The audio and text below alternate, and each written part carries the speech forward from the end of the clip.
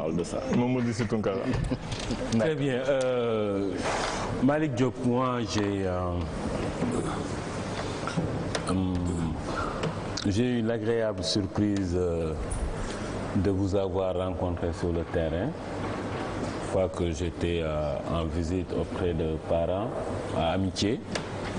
Et vous m'y avez trouvé en visite de proximité en tant que maire pour vous enquérir de sécurité, de bennes à ordures qui passent, d'éclairage. J'étais très ravi de voir ça. C'est la première fois de ma vie que je voyais un élu, un maire aller voir les populations et leur demander ce qu'il en était. Et j'ai vu que c'était une démarche sérieuse, sincère, et je pense que tous les maires devraient le faire pour entendre à la base ce que les populations vivent, ressentent et comment avancer avec elles. Et je rappelle que Malick Diop et moi avons fait l'école primaire ensemble. C'est peut-être pour ça que tu lui jettes des fleurs comme ça. Non, mais où est la fleur? C'est un constat. C'est juste un constat. C'est objectif. Alors, ce que aujourd'hui, vous réclamez, vous, de la coalition qui est au pouvoir, que vous défendez. Mais avant d'en venir là, aujourd'hui, vous remplacez Hélène Tine comme porte-parole de votre parti. Pourquoi l'AFP est organisée de manière à ce que des personnes aussi valeureuses que Hélène Tine ne se sentent plus à l'aise là-bas et veulent partir? Oui. Est-ce que réellement cette question est adressée à moi? Mais bon, je pourrais répondre. Vous êtes membre du bureau politique, vous êtes le responsable. Il est le porte-parole. Et il l'a remplacé surtout. Hein. Oui, moi, en fait, Hélène Tine, nous avons travaillé ensemble pendant 12 ans, de 1999 à 13 ans même. Nous avons travaillé ensemble à plusieurs niveaux. Nous avons été de tous les combats. J'étais son adjoint, c'était porte-parole de l'AFP. Elle a mené un combat extraordinaire au sein de l'AFP. Elle a effectivement l'estime des jeunes, des femmes, de quasiment toutes les structures du parti. En tout cas, moi, elle a mon estime au plus haut niveau. Maintenant, il y a des détails sur lesquels moi je peux pas revenir, mais je peux juste parler des faits. Parce que ce qui s'est passé, c'est tout simplement qu'il y a eu les élections législatives. Lors des élections législatives, elle était numéro 2 sur la liste de Bostouniac et elle a été élue députée. Moi, en tout cas... Mais avant ça, c'est qu'elle n'a pas réussi à se faire une place sur la liste de Benno Bokk Yakaar. Oui, bon, ce que je sais, moi, en tout cas, au niveau d'information où je suis, c'est que il y a eu le gouvernement. Donc au niveau du gouvernement, l'AFP avait deux membres du gouvernement. Au niveau également de Benno Bokk Yakaar, comme vous le savez, sur la liste nationale, il y avait ceux de Benno Siggil Sénégal et de l'AFP. Au niveau départemental, nous avons eu 14 membres et au niveau sur la liste nationale, il y a eu beaucoup de membres d'autres partis de Benno Siggil Sénégal. C'était pas facile de se faire une place, quoi. Ouais, c'était pas évident. C'était pas évident. Et même pour le gouvernement, vous avez opté pour mettre El Hadj Malick Gakou et Matassi Diallo. Ce qui a été très très surprenant, par exemple, à la place de Matassi Diallo, Matassi qui est une dame très valeureuse et assez vieille, et on a vu qui est tombée malade et qui a été remplacée.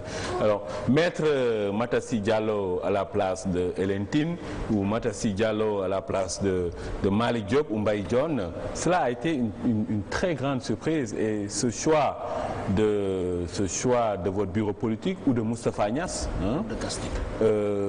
D'aucuns parlent d'erreur de casting, mais moi, je vois plutôt que c'est juste une mauvaise appréciation.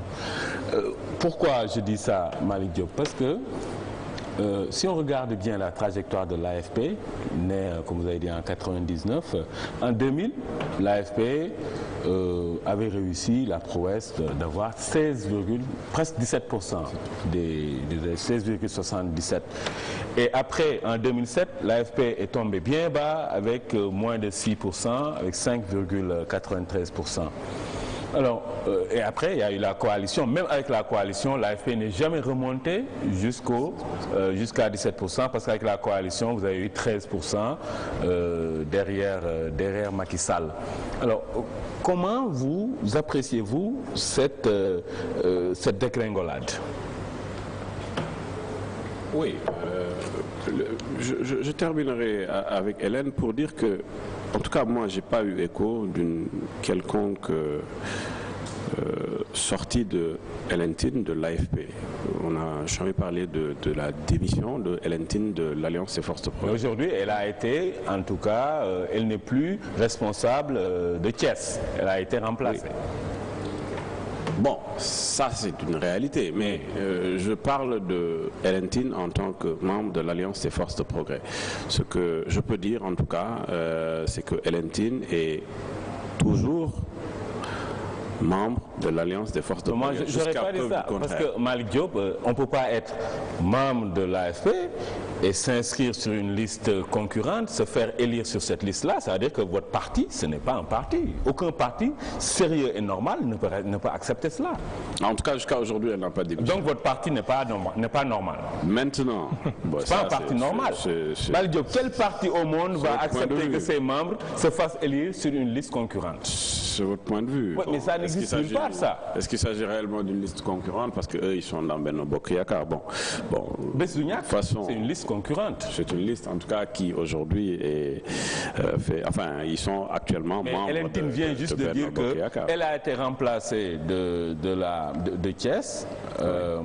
Elle n'est plus responsable de Thiès. Elle a été remplacée, mais tous les membres du directoire de l'AFP devrait être remplacé, y compris Moustapha Niasse, y compris Malick Diop, bien sûr. Alors, pourquoi moi je serais d'accord avec elle? Parce que on ne change pas une équipe qui gagne, mais on change une équipe qui perd. Vous, à l'AFP, la direction actuelle de l'AFP, c'est une équipe qui perd.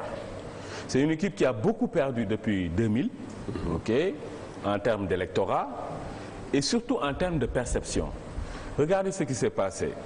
Vous venez de dire tout de suite qu'après les élections, l'AFP a eu 2 ministres. Donc, vous avez eu le commerce et les sports. Mais ça, c'est un partage du gâteau. Ça, c'est carrément trahir l'esprit avec lequel vous disiez, vous, que vous êtes là pour travailler pour le Sénégal. Moustapha Niasse lui-même le disait, non, moi je ne demande pas de poste, je ne veux rien du tout. Je suis là juste pour le Sénégal. Mais au finish, on se rend compte, Moustapha Niasse prend l'Assemblée nationale, à l'AFP, on a toujours un ministre de l'AFP dans le gouvernement. Le conseil régional, El Hadj Malick Gakou part, mais c'est Ousmane Samb qui le remplace, lui-même membre de l'AFP. Donc, on sent qu'il y a cette volonté de vouloir toujours avoir votre part du gâteau, vous accaparer de choses, et ça, c'est contraire à ce qui peut vous donner de la respectabilité. Parce que les gens vous regardent. Moi, vraiment, c'est la dernière chose que j'ai dit. Pour moi, ça a été une très grande déception que Moustapha Niasse, au demeurant, Moustapha Niasse, vous avez dit, vous rappelez que vous avez fait votre déclaration de patrimoine, vous rappelez aux députés qu'ils doivent faire la leur. Moustapha Niasse est député, président de l'Assemblée nationale, il n'a pas encore fait sa déclaration de patrimoine. J'espère que vous allez lui rappeler ça. Mais moi... C'est pas dans la Constitution encore pour l'instant. Non, non, j'ai pas dit... Non, mais les assises nationales, lesquelles vous avez travaillé, exigent cela, et vous-même, vous l'avez fait sur cette base-là. Et vous rappelez aux députés de le faire. Moustapha Niasse est député, il devrait le faire. Bon, un point, c'est tout. Pourquoi préciser que c'est pas dans la Constitution? Mais moi, pourquoi j'ai été vraiment déçu que Moustapha Niasse aille se faire élire député et président de l'Assemblée nationale? Moustapha Niasse est aux affaires depuis 1960. Ok, avec Senghor, il a été directeur de cabinet. Sous Diouf, il a occupé tous les ministères possibles. Il a même été Premier ministre. Sous Wade, il a été aussi Premier ministre. Et aujourd'hui, à l'âge de la retraite, mais le monsieur devrait donner la part belle aux jeunes qui montent. Parce que lui, il a donné le meilleur de lui-même. Il a fini de pouvoir nous apporter quelque chose de nouveau. Moustapha Niasse ne va rien faire à l'Assemblée nationale. Il ne va rien construire. D'ailleurs, il n'y a aucune rupture. Vous-même, vous dites qu'il y a de la... Non, on a vu Moustapha Niasse faire comme tout le monde, aller à Touba, devant les marabouts, s'agenouiller. Mais nous attendions à des choses... Je dis des ruptures véritables, mais non seulement il n'y a pas de rupture, mais vous, en tant que parti, vous régressez, ok, aussi bien dans l'électorat que dans la perception. Et je pense que des jeunes comme vous, Malick Diop, vous devrez prendre les choses en main. Ok, je ne vous dis pas éclater votre parti, hein, loin de moi, mais aujourd'hui, Moustapha Niasse devrait passer le témoin. Il a fait son temps et aujourd'hui, il faut aller de l'avant. Et avec lui, vous n'irez pas de l'avant. Ok. Pourquoi votre intervention est très intéressante? J'ai écouté avec beaucoup d'attention votre intervention. Et pourquoi elle me plaît? Parce que vous avez fait l'école primaire ensemble. Non, c'est pas ça. Bon, tu as vu, c'est mon ami, mais on se dit les choses. Entre amis, on se dit les choses. Hein. Voilà, exactement. Sinon, il n'aurait pas. C'est ça.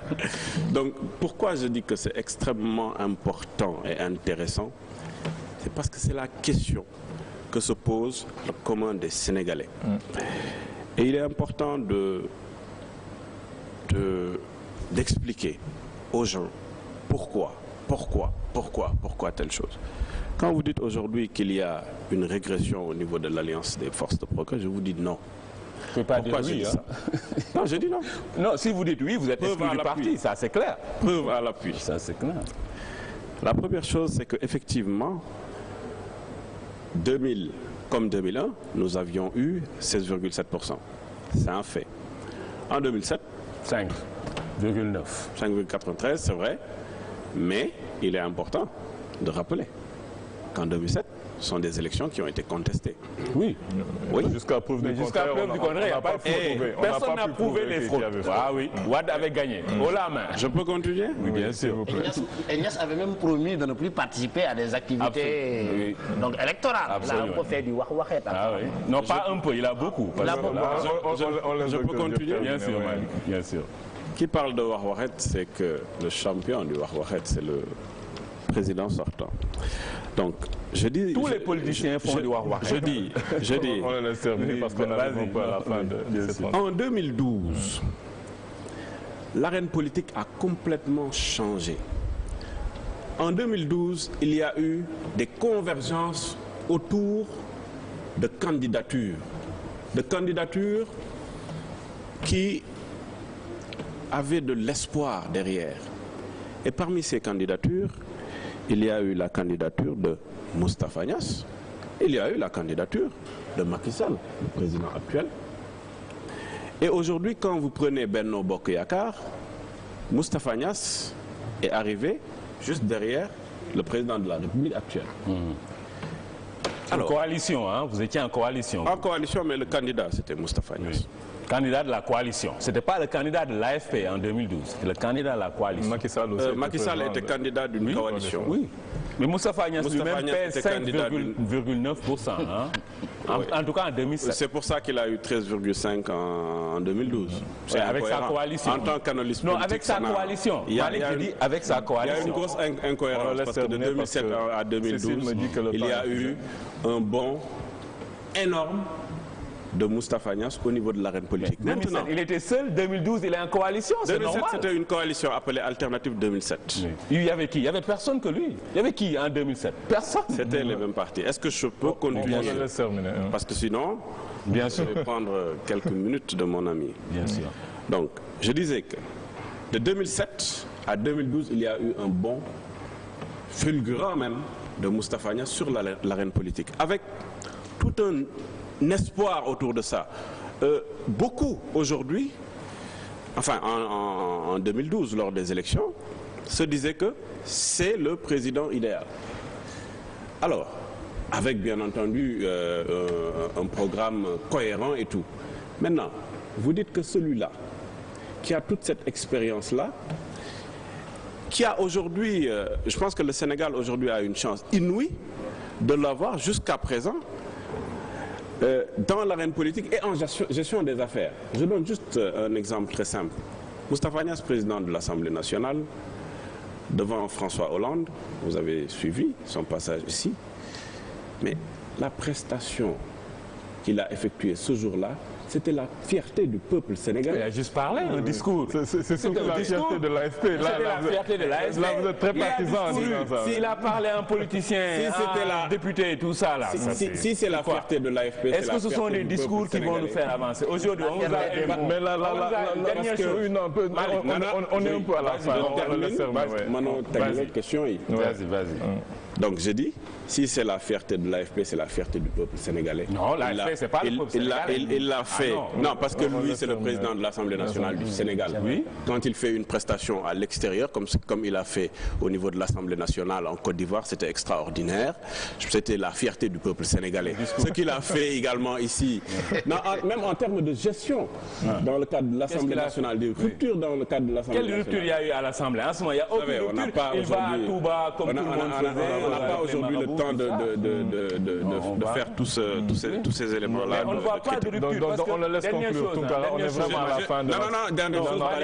Non, attends qu'il termine toi aussi. Tout simplement, vous avez parlé de l'AFP et des membres de l'AFP qui y sont. Aujourd'hui, l'AFP, c'est un parti qui se massifie, c'est un parti qui ose aller au Congrès. Vous avez combien de militants? De 2007 à aujourd'hui, nous avons... De 2000 à aujourd'hui, nous avons fait un congrès en 2003, nous avons refait un congrès en 2007, nous avons également refait un congrès juste avant les élections. C'est un congrès tous les 4 ans, c'est ça? Congrès tous les 4 ans. Okay. Et ça, je pense qu'on ose le faire. Oui, dans le fichier. Aujourd'hui, moi-même, je suis le responsable de Dakar. J'étais le responsable des jeunes de Dakar. Aujourd'hui, je suis le responsable mixte de Dakar, jeunes, femmes, etc. Donc, pour dire que nous avons pu... John qui était le responsable des jeunes de l'AFP. Oui, c'était le responsable. Oui. Il est aujourd'hui le responsable régional mixte de Thiès, etc. Donc le parti s'est rajeuni. Le numéro 2 du parti, aujourd'hui, il est relativement jeune. C'est Malick Gakou, qui est aujourd'hui le coordonnateur national. Malick Gakou, il fait des fautes quand il parle. Est-ce qu'un bureau politique vous lui soulignez ça? Je ne trouve pas. Donc, je pense qu'on mais ça, c'est important. On n'aura pas le temps de débattre de tout ça. Non, Malick Gakou, quand il parle... C'était vraiment... Oui, parce que tout cas, là, vraiment, le temps... Non, Malick Diop a parlé. Non, dernière chose, vraiment dernière. Malick Diop a parlé avec le... Vous êtes au pouvoir aujourd'hui, vous gérez le pouvoir, et vous dites qu'il y a des ruptures extrêmement importante, la diminution du train de vie de l'État, il y a les audits, les prix. La diminution des prix. Les prix augmentent. Les prix diminuent aussi. Vous avez parlé des audits, vous avez parlé que dans la santé, dans l'éducation, il y a des avancées. Alors, la chose la plus dangereuse, rapidement, sur laquelle les politiciens ne payent pas attention, c'est ce que vous êtes en train de faire. C'est l'autoglorification, l'autosatisfaction. C'est le peuple qui doit apprécier positivement pour dire que oui, nous, en termes d'éducation, en termes de santé, sur les prix, etc., il y a des avancées, il y a des bouffées d'oxygène. Mais ce n'est pas le cas. Aujourd'hui, vous êtes élu depuis le mois d'avril. Avec Mohamed Cham, parce qu'il y a une contradiction extraordinaire entre vous deux. Pourquoi? Lui, il dit qu'il faut défendre, etc. Vous vous dites non, il faut laisser le peuple. Non, mais est-ce que ce n'est pas le peuple qui est souverain? Ça, c'est de l'autoglorification que vous faites. Oui, nous, on a fait. Mais aujourd'hui, non, on s'entend très bien. C'est la contradiction. Dernière chose, laisse Cécile là-bas. Dernière chose, c'est-à-dire que... On ne peut pas laisser Cécile, c'est elle qui fait la réalisation. Là, il faudrait qu'on conclue parce que... Non, mais vraiment... Laisse-moi finir, s'il te plaît. Non, mais alors, dernière chose, c'est la dernière chose. Oui, c'est vrai, la dernière chose. C'est qu'aujourd'hui, vous faites de l'autoglorification, vous dites que oui, il y a ceci, à la question. Je parle des faits, hein, c'est pas de l'autoglorification, c'est des faits. Mais sur la santé, sur l'éducation, mais il n'y a aucune avancée, je suis désolé. Moi, je suis prof dans les classes. Non, mais là, ça va faire l'objet d'un débat qui a été long. L'année scolaire a été colmatée. On ne pourra pas débattre de ça. Complètement. On ne pourra pas débattre de tout ça. On va être obligé de remercier. Non, vraiment, ton carrément. Là, c'est vraiment fini. Non, vraiment. Malik a été associé, il m'a coupé tout. Non, mais après. Malik. Non, mais parce que juste. Moi, j'ai juste une dernière question. Une question que je reprends un peu parce que c'est une question. Non, mais parce que c'est une question qui va nous donner une transition de fin. C'est juste une question qu'on a posée à une autre personne en son temps. Est-ce que quand vous vous rasez le matin, vous pensez être président de la République? Oh, c'est autre chose. Non, j'y pense pas. Il peut pas. Agnès est là, il peut pas dire ça. Vous n'y pensez pas? Vous savez, président. On a posé cette question à Sarkozy. Il y avait les grands devant lui, mais il a quand même dit oui, j'y pense tous les matins. Pas seulement en me rasant. Mais vous n'y pensez pas du tout. Il a vécu pour être président. C'est pour ça qu'il a. Et vous n'avez pas vécu pour ça. Vous ne voulez pas être président. C'est pour ça qu'il a fait ce qu'il a fait.